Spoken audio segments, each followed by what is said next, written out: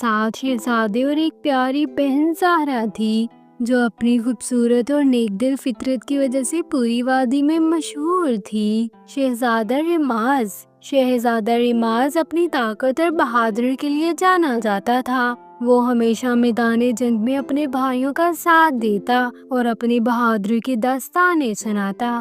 شہزادہ رگھان ایک بہترین کمالات کا ماہر تھا۔ وہ ہمیشہ نئی ایجادات پر کام کرتا اور اپنے ذہن کی چالاکی سے لوگوں کو حیران کر دیتا۔ شہزادہ طوفان کا نام اس کی تیزی رفتاری اور چالاکی کی علامت تھا۔ وہ ہمیشہ اپنے مخالفین کے 2 قدم آگے رہتا اور اپنی چالاکی سے ہر مشکل کو حل نکالتا۔ شہزادہ سوریا اپنی فنون لطیفہ میں مہارت کے لیے مشہور تھا۔ وہ رقاص، گلوکار اور مصور تھا جس نے اپنی فنون سے لوگوں کے دلوں کو جیت لیا۔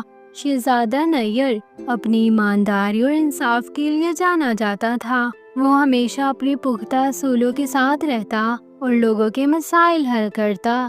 شہزادہ کمال علم اور دانش میں ماہر تھا۔ وہ ہمیشہ نئے علم کی پیاس رکھتا تھا اور اپنی کتابوں کو مشہور کرنے کے لیے لکھتا رہتا تھا۔